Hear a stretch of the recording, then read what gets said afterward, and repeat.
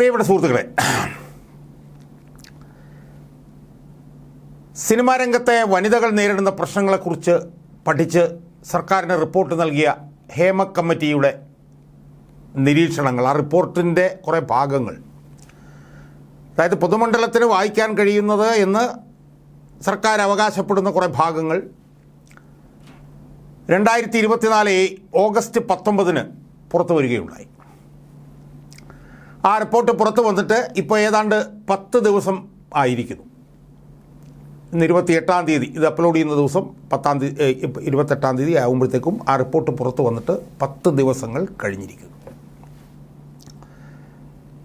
ഈ റിപ്പോർട്ട് പുറത്തു വന്നതിനെ തുടർന്നുണ്ടായിട്ടുള്ള ഭൂകമ്പങ്ങൾ നമ്മൾ കഴിഞ്ഞ 10 ദിവസമായിട്ട് കണ്ടുകൊണ്ടിരിക്കുകയാണ്. സാധാരണഗതിയിൽ ഇതുപോലുള്ള റിപ്പോർട്ട് പുറത്തു വന്നാൽ പ്രതിപക്ഷത്തിൻ്റെ ഭാഗത്തു നിന്നൊക്കെ വലിയ സമര കോലാഹലങ്ങൾ ഉണ്ടാവേണ്ടതാണ്. വലിയ പ്രക്ഷുബ്ധമായിട്ടുള്ള സംഭവങ്ങൾ പ്രതിപക്ഷത്തിൻ്റെ നേതൃത്വത്തിൽ നാട്ടിലുണ്ടാകേണ്ടതാണ്. പക്ഷേ നിർഭാഗ്യവശാൽ അതൊന്നും നമ്മൾ കണ്ടില്ല. പ്രതിപക്ഷത്തിൻ്റെ ഭാഗത്തുനിന്ന് പ്രതിപക്ഷ നേതാവ് നൽകുന്ന ചില പത്രക്കുറിപ്പുകളും ചില വാർത്താ സമ്മേളനങ്ങളും നമ്മൾ കാണുന്നുണ്ട്. പിന്നെ യൂത്ത് കോൺഗ്രസ്സുകാർ കത്തയക്കുന്നുണ്ട്, DGPക്ക് കത്ത് കൊടുക്കുന്നുണ്ട്, മുഖ്യമന്ത്രിക്ക് കത്ത് കൊടുക്കുന്നുണ്ട്. പിന്നെ മഹിളാ കോൺഗ്രസിൻ്റെ എന്തോ ഒരു പ്രതിഷേധം എവിടെയോ നടന്നു എന്ന് കേട്ടു. എനിക്കറിയില്ല, ഞാനിങ്ങനെ പറയുന്നത് കേട്ടു. ഒരു ചാനൽ ചർച്ചയ്ക്ക് വന്നപ്പോൾ ഒരു വനിത പറയുന്നത് കേട്ടു. പിന്നെ ചലച്ചിത്ര അക്കാദമി ചെയർമാനായിരുന്ന രഞ്ജിത്തിൻ്റെ വയനാടുള്ള വീടിന് മുമ്പിൽ എന്തൊക്കെയോ നടന്നു എന്ന് കേട്ടു. അപ്പോൾ എവിടെയൊക്കെ എന്തൊക്കെ നടക്കുന്നു എന്നുള്ളതല്ലാതെ ഇത്രയും അതിഗുരുതരമായിട്ടുള്ള നിരീക്ഷണങ്ങൾ ഈ ഹേമ കമ്മിറ്റി പുറത്തു കൊണ്ടുവന്നിട്ടും അതിനെ തുടർന്ന് ഡസൻ കണക്കിന് വനിതകൾ സിനിമയിലെ നന്മ മരങ്ങളെന്നും മഹാനടന്മാരെന്നൊക്കെ നമ്മൾ പറഞ്ഞിരുന്നവർക്കെതിരെ ഉൾപ്പെടെ വെളിപ്പെടുത്തലുകൾ നടത്തി രംഗത്ത് വന്നിട്ടും പ്രതിപക്ഷത്തിൻ്റെ ഭാഗത്തുനിന്നോ UDFൻ്റെ ഭാഗത്തുനിന്നോ കോൺഗ്രസിൻ്റെ ഭാഗത്തുനിന്നോ മുസ്ലിം ലീഗിൻ്റെ ഭാഗത്തുനിന്നോ എന്തെങ്കിലും ഒരു സുസംഘടിതമായിട്ടുള്ള ഒരു പ്രതിഷേധമൊന്നും നമ്മൾ ഇതുവരെ കണ്ടിട്ടില്ല. അതിലേക്കല്ല ഞാൻ പോകുന്നത്. തുടങ്ങിയപ്പോൾ ഞാൻ ആനുഷംഗികമായൊന്ന് സൂചിപ്പിച്ചു എന്നേ ഉള്ളൂ.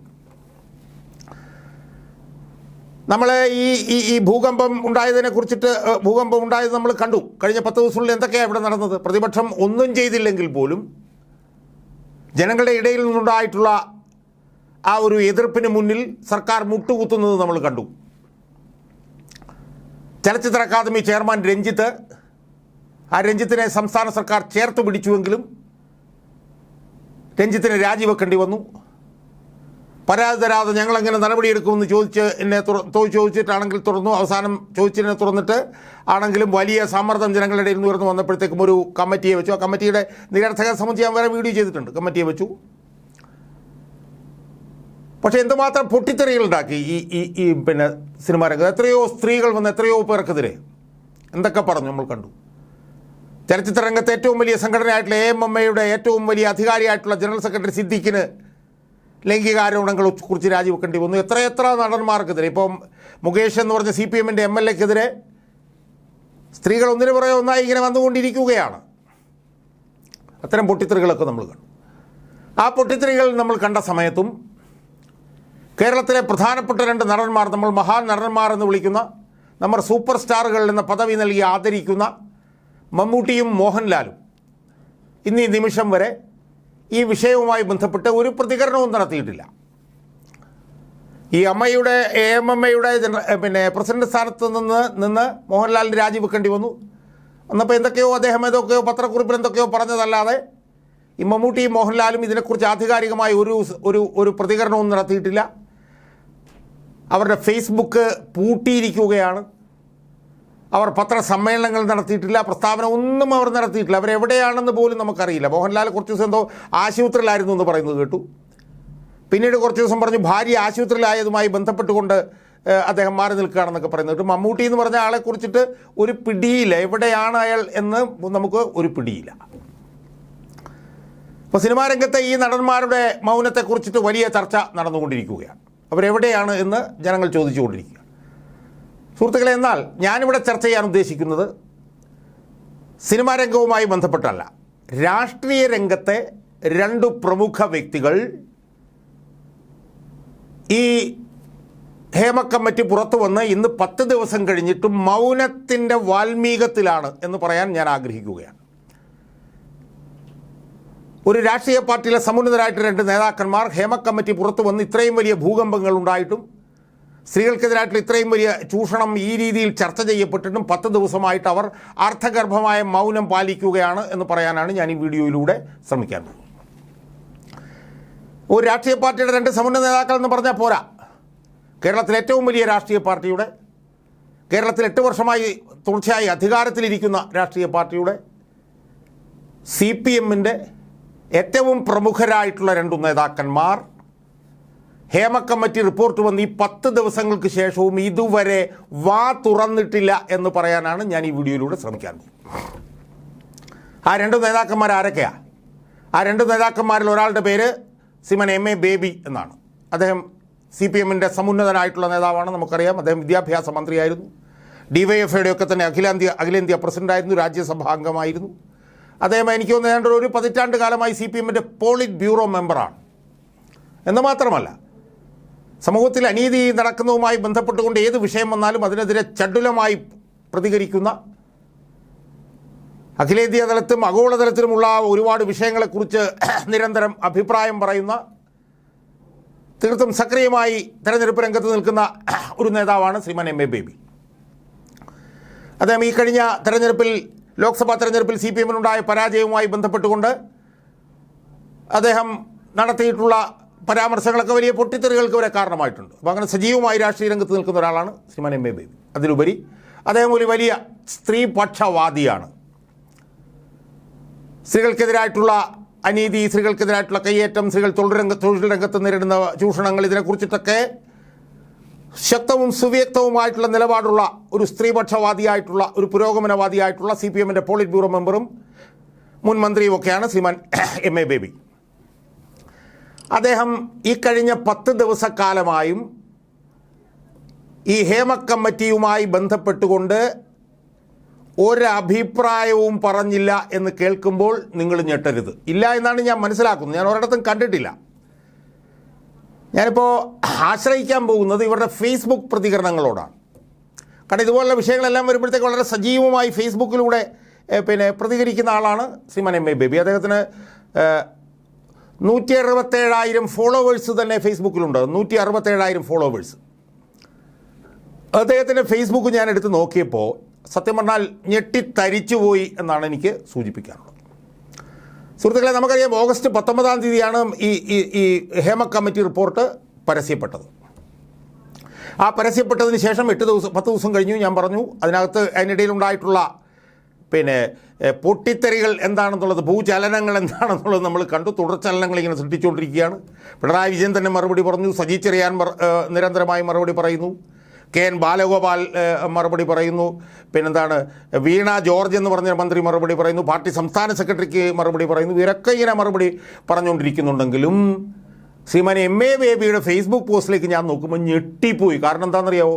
ശ്രീമാൻ MA ബേബിയുടെ ഏറ്റവും അവസാനത്തെ ഫേസ്ബുക്ക് പോസ്റ്റ് വന്നിരിക്കുന്നത് ഓഗസ്റ്റ് 19-ാം തീയതിയാണ്. അപ്പോൾ ആ 19-ാം തീയതി വന്ന പോസ്റ്റെങ്കിലും ഈ ഹേമ കമ്മിറ്റിയെക്കുറിച്ച് ആയിരിക്കുമെന്ന് പറഞ്ഞ് ഞാൻ നോക്കുമ്പോൾ എന്താണെന്നറിയാമോ? പ്രമുഖ നാടക ചലച്ചിത്ര അഭിനേത്രി വിജയലക്ഷ്മി ബാലൻ വിടവാങ്ങി.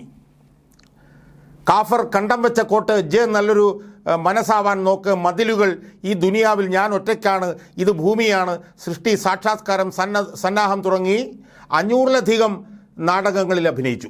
നിർമാല്യം ഉൾപ്പെടെ നിരവധി സിനിമകളിൽ അഭിനയിച്ച വിജയലക്ഷ്മിയുടെ അവസാന ചിത്രം രാഹുൽ കൈമല സംവിധാനം ചെയ്ത ചോപ്പാണ്.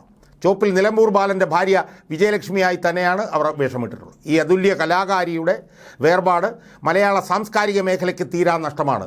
കുടുംബത്തിൻ്റെ ദുഃഖത്തിൽ പങ്കുചേരുന്നു. അവരെ എൻ്റെ അനുശോചനം ഞാൻ അറിയിക്കുന്നു. ഇതാണ് CPMൻ്റെ പോളിറ്റ് ബ്യൂറോ മെമ്പറും സമൂഹത്തിൽ സക്രിയമായി ഇടപെട്ടുകൊണ്ടിരിക്കുന്നയാളും മുൻ വിദ്യാഭ്യാസ മന്ത്രിയുമൊക്കെ ആയിട്ടുള്ള CPMൻ്റെ ഏറ്റവും തലമുതിർന്ന നേതാവായിട്ടുള്ള ശ്രീമാൻ MA ബേബിയുടെ അവസാനത്തെ ഫേസ്ബുക്ക് പോസ്റ്റ്. അപ്പോൾ ഫലത്തിൽ ഈ ഹേമ കമ്മിറ്റി റിപ്പോർട്ട് വന്നതിനെ തുടർന്ന് MA ബേബി തൻ്റെ ഫേസ്ബുക്ക് പോസ്റ്റ് അടച്ചുപൂട്ടിയെന്ന് പറഞ്ഞാൽ പോലും അത്ഭുതമില്ല. ഒന്നും മിണ്ടിയിട്ടില്ല. അർത്ഥഗർഭമായ മൗനം പാലിച്ചിരിക്കുകയാണ്. ഞാൻ നേരത്തെ പറഞ്ഞ പോലെ മൗനത്തിൻ്റെ വാൽമീകത്തിലാണ്. സുഹൃത്തുക്കളെ, ഈ ഹേമ കമ്മിറ്റി റിപ്പോർട്ട് എന്ന് പറഞ്ഞാൽ എന്താ? സിനിമയിൽ സ്ത്രീകൾ നേരിടുന്ന ചൂഷണത്തെക്കുറിച്ചിട്ടുള്ള റിപ്പോർട്ടല്ലേ?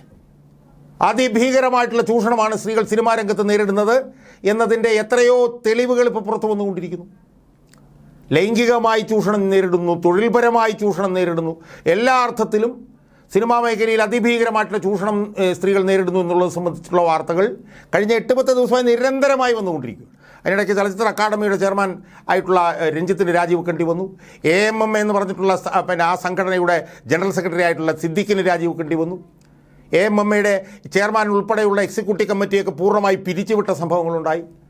ഏതാണ്ട് 10-20ലധികം സ്ത്രീകൾ നടന്മാർക്കെതിരെ ലൈംഗിക ആരോപണങ്ങളൊക്കെ ആയിട്ട് രംഗത്ത് വന്നു. എന്നിട്ടും ഈ കടുത്ത സ്ത്രീപക്ഷവാദിയായിട്ടുള്ള ശ്രീമാൻ MA ബേബി ഈ ഹേമ കമ്മിറ്റി റിപ്പോർട്ട് വന്ന് കഴിഞ്ഞ 10 ദിവസം കഴിഞ്ഞിട്ടും പ്രതികരിക്കാത്തത് എന്താണ് എന്നതിൻ്റെ മറുപടി ഞാനായി പറയുന്നില്ല. അത് നിങ്ങൾ തന്നെ ആ മറുപടി, എൻ്റെ പ്രേക്ഷകർ തന്നെ ആ മറുപടിയിലേക്ക് എത്തുക എന്ന് മാത്രമേ എനിക്ക് പറയാനുള്ളൂ. ഇനി എന്തെങ്കിലും ഭയപ്പാടോ ആശങ്കയോ വല്ലതും ഉണ്ടായിട്ടാണോ എന്ന് എനിക്കറിയില്ല. അങ്ങനെയാണ് എന്ന് ദോഷൈക ദൃക്കുകൾ പറഞ്ഞാൽ പോലും അതിൽ അത്ഭുതമില്ല എന്ന് പറയാനാണ് എനിക്ക് ആഗ്രഹം. ഒരുപാട് ആരോപണങ്ങൾ ഈ മുതിർന്ന നേതാവിനെക്കുറിച്ച് ഞാൻ കേട്ടിട്ടുണ്ട്. പക്ഷേ അതൊക്കെ ആരോപണങ്ങളുടെ നിലയിലാണ് നിൽക്കുന്നത്. അതൊക്കെ ആരോപണങ്ങളല്ലേ എന്ന് നിങ്ങൾ ചോദിച്ചാൽ അല്ല എന്നെനിക്ക് പറയാൻ കഴിയില്ല. പക്ഷേ ഒരുപാട് ആരോപണങ്ങൾ കേട്ടിട്ടുണ്ട്. ഞാനതിൻ്റെ വിശദാംശങ്ങളിലേക്കൊന്നും പോകുന്നില്ല. ഇനി അതുപോലുള്ള വല്ല ആരോപണവും തനിക്കെതിരെ വല്ലതും വന്നാലോ എന്ന് ഭയപ്പെട്ടുകൊണ്ടാണോ ശ്രീമാൻ MA ബേബി ഓഗസ്റ്റ് 19 ശേഷം ഫേസ്ബുക്ക് പൂട്ടിയത് എന്ന് ചോദിച്ചാൽ അല്ല എന്നെനിക്ക് പറയാൻ കഴിയില്ല എന്ന് മാത്രമേ എനിക്ക് സൂചിപ്പിക്കൂ. സുഹൃത്തുക്കളെ, അടുത്തൊരാളുടെ അനുഭവം കൂടി എനിക്ക് പറയാനുണ്ട്. അദ്ദേഹത്തിൻ്റെ പേര് ഡോക്ടർ TM തോമസ് ഐസക് എന്നാണ്. അദ്ദേഹം MA ബേബിയെ പോലല്ല, MA ബേബിയുടെ ഒരു 100 ഇരട്ടി സ്ത്രീപക്ഷവാദിയാണ് അദ്ദേഹം. സ്ത്രീകളുടെ അനീതികൾക്കെതിരായി നിരന്തരമായി പോരാടിക്കൊണ്ടിരിക്കുന്ന ഒരു കടുത്ത സ്ത്രീപക്ഷവാദിയാണ് ശ്രീമാൻ ഡോക്ടർ തോമസ് ഐസക്. ഡോക്ടർ തോമസ് അദ്ദേഹം 1996-2021 കാലഘട്ടത്തിൽ പ്ലാനിംഗ് ബോർഡിൽ മെമ്പറായിരുന്നപ്പോഴാണ് ജനകീയ ആസൂത്രണം എന്ന് പറയുന്ന വലിയ ഒരു പരിപാടി ഈ വികേന്ദ്രീകരണ ആസൂത്രണത്തിൻ്റെ രംഗത്ത് കൊണ്ടുവരുന്നത്. ആ പരിപാടിയിലൊക്കെ തന്നെ സ്ത്രീകളുടെ പങ്ക് കാണിക്കാൻ വേണ്ടി അദ്ദേഹം എത്രയോ പ്രവർത്തനങ്ങൾ അദ്ദേഹം നടത്തിയിട്ടുണ്ട്. വിമൻ കമ്പോണൻറ്റ് പ്ലാൻ എന്ന് പറഞ്ഞിട്ട് ഒരു പ്ലാൻ വാർഷിക പദ്ധതിയിൽ അദ്ദേഹം കൊണ്ടുവന്നിട്ടുണ്ട്. സ്ത്രീപക്ഷ പദ്ധതികൾ കൊണ്ടുവരാൻ വേണ്ടിയിട്ട് എന്തുമാത്രം ശ്രമങ്ങൾ അദ്ദേഹം നടത്തിയിട്ടുണ്ട്. അദ്ദേഹം സ്ത്രീകളുമായി ബന്ധപ്പെട്ടുകൊണ്ട് സ്ത്രീകളെ ജനകീയാസൂത്രണം എന്ത് ചെയ്യണമെന്നൊക്കെ പറഞ്ഞിട്ട് ഒരുപാട് പുസ്തകങ്ങളൊക്കെ എഴുതിയിട്ടുണ്ട് ജനകീയാസൂത്രണവുമായി ബന്ധപ്പെട്ട്. അതൊക്കെ പക്ഷേ ഡോക്ടർ TN സീമയുടെ പേരിലായിരുന്നു എന്നേ ഉള്ളൂ. അതിൽ തെറ്റുണ്ടെന്ന് എനിക്ക് തോന്നുന്നില്ല. കാരണം അത് ഒരു സ്ത്രീയാണല്ലോ. ആ സ്ത്രീക്ക് എഴുതി കൊടുക്കുന്നതിൽ തെറ്റില്ല. കാരണം സ്ത്രീ അന്ന് TN സീമ പ്ലാനിംഗ് ബോർഡിൽ വളരെ സജീവമായിട്ട് പ്രവർത്തിക്കുന്ന ഒരു കൺസൾട്ടൻ്റ് ആയിരുന്നു. അപ്പോൾ അവർക്ക് വേണ്ടിയാണെങ്കിൽ പോലും അങ്ങനെ എഴുതുന്നതിൽ തെറ്റില്ല എന്നുള്ള അഭിപ്രായമാണ് എനിക്കുള്ളത്. പിന്നീട് അവരും അദ്ദേഹവുമായി ബന്ധപ്പെട്ടിട്ട് ഒരുപാട് ആരോപണങ്ങൾ ഉയർന്നു വന്നിട്ടുണ്ട്. പക്ഷേ ആരോപണങ്ങളൊന്നും തെളിയിക്കപ്പെട്ടിട്ടില്ല. അതെല്ലാം ആരോപണങ്ങൾ മാത്രമായി നിൽക്കുകയാണ്. പക്ഷേ അദ്ദേഹം കടുത്ത സ്ത്രീപക്ഷവാദിയാണ്. അദ്ദേഹം ധനകാര്യമന്ത്രിയായിരുന്നപ്പോൾ ബജറ്റിലുമൊക്കെ തന്നെ സ്ത്രീകൾക്ക് വേണ്ടിയിട്ട് വലിയ എന്താണ് വിമൻ ബേസ്ഡ് എന്തോ ബഡ്ജറ്റിംഗ് എന്നൊക്കെ പറഞ്ഞിട്ടൊക്കെ ഒരുപാട് കാര്യങ്ങളൊക്കെ കൊണ്ടുവരികയും സ്ത്രീകളുടെ ചൂഷണങ്ങൾക്കെതിരായി, സ്ത്രീകളുടെ തൊഴിൽ മേഖലയിലെ ചൂഷണത്തിനെതിരായിട്ടൊക്കെ വലിയ തോതിലുള്ള പോരാട്ടം നടത്തുന്ന ഒരാളാണ് അദ്ദേഹം. അദ്ദേഹത്തിനെതിരെ ആരോപണങ്ങൾ പിന്നീട് ഉയർന്നു വന്നിട്ടുണ്ട്. സ്വപ്ന സുരേഷ് ഒരുപാട് ആരോപണങ്ങൾ ഉന്നയിച്ചിട്ടുണ്ട്. പക്ഷേ അതൊക്കെ തന്നെ ആരോപണത്തിൻ്റെ നിലയിലാണ് നിൽക്കുന്നതൊന്നും തെളിയിക്കപ്പെട്ടതായി നമുക്കറിയാൻ കഴിയില്ല. പക്ഷേ നമ്മളേറ്റവും അത്ഭുതപ്പെടുത്തുന്ന ഒരു കാര്യം, സിനിമാ രംഗത്ത് ഈ സ്ത്രീകൾ ഏറ്റവും ഭീകരമായി ചൂഷണം ചെയ്യുകയാണ് എന്ന് പറഞ്ഞുകൊണ്ട് ഹേമ കമ്മിറ്റിയുടെ റിപ്പോർട്ട് വന്ന് 10 ദിവസത്തിന് ശേഷവും തോമസ് ഐസക്ക് ഇതൊന്നും കണ്ടിട്ടുമില്ല, അറിഞ്ഞിട്ടുമില്ല, കേട്ടിട്ടുമില്ല. 3 കുരങ്ങൻ ഇരിക്കുന്ന പോലെ ഇരിക്കുകയാണ്. ചെവി കേൾക്കാത്ത കുരങ്ങൻ, മിണ്ടാത്ത കുരങ്ങൻ, കാണാത്ത കുരങ്ങൻ, ആ 3 കുരങ്ങന്മാരെ പോലെ ഇരിക്കുകയാണ് ഡോക്ടർ തോമസ് ഐസക്. അദ്ദേഹം ഹേമ കമ്മിറ്റി റിപ്പോർട്ട് പുറത്തു വന്നത് അറിഞ്ഞിട്ടില്ല. അതുമായി ബന്ധപ്പെട്ടുണ്ടായിട്ടുള്ള വിവാദങ്ങൾ അറിഞ്ഞിട്ടില്ല. അതുമായി ബന്ധപ്പെട്ട് പിണറായി വിജയന് പത്രസമ്മേളനം നടത്തേണ്ടി വന്നത് അദ്ദേഹം അറിഞ്ഞിട്ടില്ല. MV ഗോവിന്ദന് പത്രസമ്മേളനം നടത്തേണ്ടി വന്നത് അദ്ദേഹം അറിഞ്ഞിട്ടില്ല. സജി ചെറിയാന് പത്രസമ്മേളനം നടത്തേണ്ടി വന്നത് അദ്ദേഹം അറിഞ്ഞിട്ടില്ല. ചലച്ചിത്ര അക്കാദമി ചെയർമാൻ രഞ്ജിത്ത് രാജിവെക്കേണ്ടി വന്നത് അദ്ദേഹം അറിഞ്ഞിട്ടില്ല. AMM എന്ന് പറഞ്ഞ സിനിമാ സംഘടനയുടെ സെക്രട്ടറി സിദ്ദിഖും പിന്നീട് അവരുടെ കമ്മിറ്റിയും മൊത്തം പോയതൊന്നും അദ്ദേഹം അറിഞ്ഞിട്ടില്ല. ഏതാണ്ട് 2 ഡസനോളം സ്ത്രീകൾ വന്നിട്ട് പുരുഷന്മാരായിട്ടുള്ള നടന്മാർക്കെതിരെ ലൈംഗിക പീഡനം ഉന്നയിച്ചതൊന്നും അദ്ദേഹം അറിഞ്ഞതായി അദ്ദേഹത്തിൻ്റെ ഫേസ്ബുക്ക് പോസ്റ്റ് നോക്കിയാൽ നമുക്ക് മനസ്സിലാക്കാൻ കഴിയില്ല. സുഹൃത്തുക്കളെ, ഞാൻ അദ്ദേഹത്തിൻ്റെ ഫേസ്ബുക്ക് പോസ്റ്റ് നോക്കാൻ കാരണം എന്താണെന്ന് വെച്ചാൽ അദ്ദേഹം വളരെ സജീവമായും സക്രിയമായും ആ ഫേസ്ബുക്ക് പോസ്റ്റിൽ കൂടിയാണ് അദ്ദേഹം പ്രതികരിച്ചുകൊണ്ട്. എന്ത് വിഷയം വന്നാലും അദ്ദേഹം ഫേസ്ബുക്ക് പോസ്റ്റിലൂടെയാണ് അദ്ദേഹം പ്രതികരിക്കുന്നത്. അദ്ദേഹത്തിന് 741,000 ഫോളോവേഴ്സുണ്ട്. MA ബേബിക്ക് 167,000 ഉള്ളൂ. പക്ഷേ തോമസ് ഐസക്കിന് 7,41,000 രൂപ, വലിയ ഫാൻ ഫോളോയിങ് ഉള്ള ഒരു നേതാവാണ് അദ്ദേഹം. അപ്പോൾ സ്വാഭാവികമായി ഈ ഹേമ കമ്മിറ്റിയുമായി ബന്ധപ്പെട്ടുകൊണ്ട് അദ്ദേഹം എന്ത് പ്രതികരണം നടത്തിയിട്ടുണ്ടെന്ന് ഞാൻ നോക്കുമ്പോൾ ഞാൻ അത്ഭുതപ്പെട്ടു പോയി സുഹൃത്തുക്കളെ. ഒരു പ്രതികരണവും തോമസ് ഐസക്ക് ഈ ഹേമ കമ്മിറ്റിയെ കുറിച്ചിട്ട് നടത്തിയിട്ടില്ല. പക്ഷേ എം എ ബേബിയെ പോലെ അയാൾ ഈ കാലഘട്ടത്തിൽ ഫേസ്ബുക്ക് പൂട്ടിയില്ല, അഭിപ്രായങ്ങളൊക്കെ പറഞ്ഞിരുന്നു. ആ അഭിപ്രായങ്ങളും കൂടെ നമ്മളൊന്ന് മനസ്സിലാക്കുന്നത് നന്നായിരിക്കുന്നു. അദ്ദേഹം 19-ാം തീയതി ഹേമ കമ്മിറ്റി പുറത്താക്കിയ ദിവസം അദ്ദേഹത്തിൻ്റെ ഫേസ്ബുക്ക് പോസ്റ്റ് ബംഗ്ലാദേശിൽ എന്താണ് സംഭവിക്കാൻ പോകുന്നതെന്ന് ലോകം ആകാംക്ഷയോടെ കാത്തിരിക്കുകയാണെന്നാണ്. ഒരു കാര്യം വ്യക്തമാക്കിയിട്ടുണ്ട്. ജമാഅത്തെ ഇസ്ലാമിയെ പ്രൊഫസർ മുഹമ്മദ് യൂനിസിൻ്റെ ഇടക്കാല സർക്കാർ അകറ്റി നിർത്തിയിരിക്കുകയാണെന്ന് പറഞ്ഞ് ഹേമ കമ്മിറ്റിയുടെ റിപ്പോർട്ട് പുറത്തു വന്ന ദിവസം അദ്ദേഹം കൊടുത്തിരിക്കുന്ന പോസ്റ്റ് ബംഗ്ലാദേശിനെ കുറിച്ചിട്ടാണ്. തൊട്ട് പിറ്റേ ദിവസം അദ്ദേഹം ഒരു പോസ്റ്റ് എഴുതിയിട്ടുണ്ട്. സാംസ്കാരിക പ്രവർത്തകനായ E.D. ഡേവിസിൻ്റെ EMSഉം സെക്കുലറിസവും എന്ന പുസ്തകം EMSനെയും സെക്കുലറിസത്തെയും കുറിച്ചുള്ള 16 ലേഖനങ്ങളുടെ സമാഹാരമാണെന്ന് പറഞ്ഞിട്ട് ആ പുസ്തക പ്രകാശനവുമായി ബന്ധപ്പെട്ടിട്ടുള്ള ഒരു പോസ്റ്റാണ് അദ്ദേഹം 20-ാം തീയതി അദ്ദേഹം ഈ പോസ്റ്റ് ചെയ്തിട്ടുള്ളത്. E.M. ഡേവിസിൻ്റെ പുസ്തക പ്രകാശനം. അപ്പോഴും അദ്ദേഹം ഹേമയെക്കുറിച്ചൊന്നും കണ്ടിട്ടില്ല. 4 ദിവസം മുമ്പ് അദ്ദേഹം ഡേവിസ് ജോസഫുമൊത്ത് ഡിഫറൻറ്റ് ആർട്ട് സെൻറ്ററിൻ്റെ ഒരു സായാഹ്നത്തിൽ മുഴുവൻ പങ്കെടുത്തു.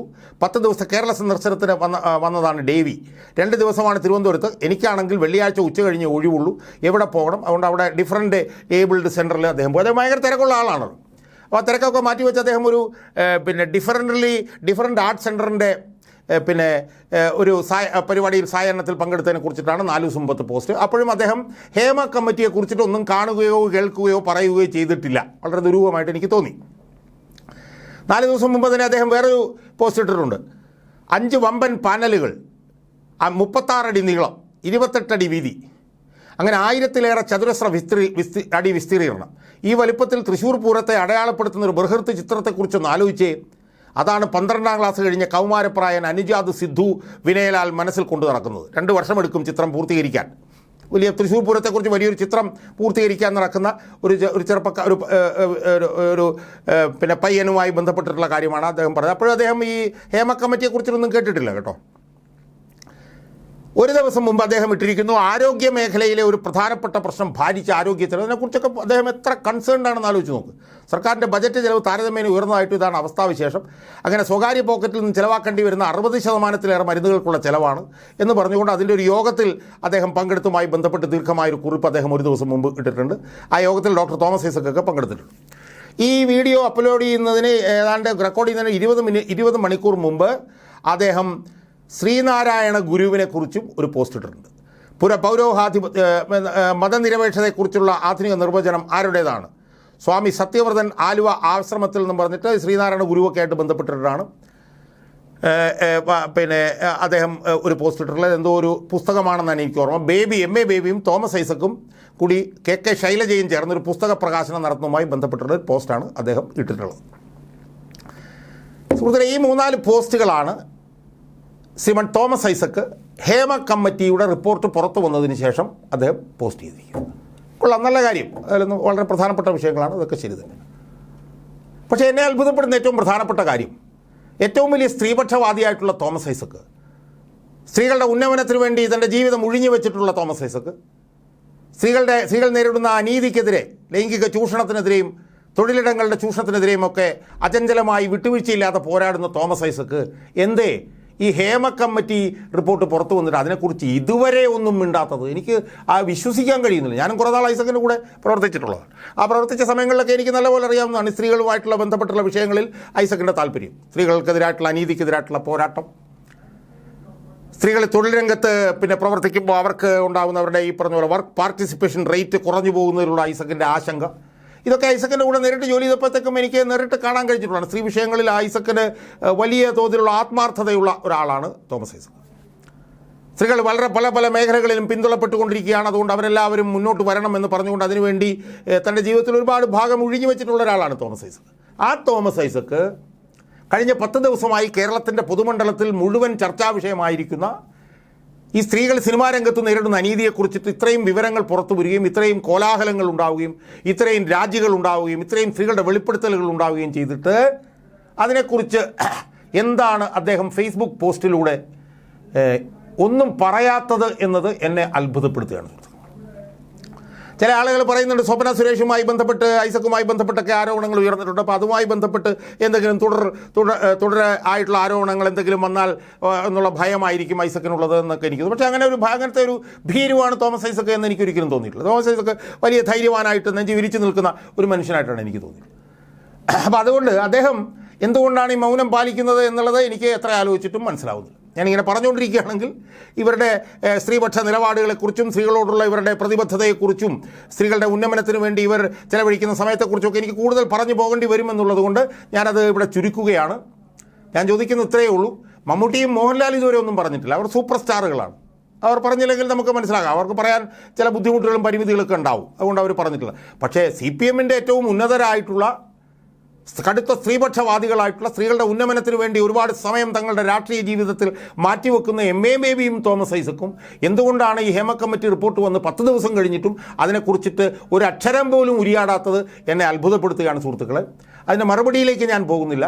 അതിൻ്റെ മറുപടി തോമസ് ഐസക്കിനെയും MA ബേബിയൊക്കെ പതിറ്റാണ്ടുകളായി നിരീക്ഷിച്ചു കൊണ്ടിരിക്കുന്ന നിങ്ങൾക്ക് അത് ഊഹിക്കാൻ കഴിയുമെങ്കിൽ നിങ്ങൾ ഊഹിക്കുക എന്ന് മാത്രമേ എനിക്ക് ഈ അവസരത്തിൽ സൂചിപ്പിക്കാനുള്ളൂ.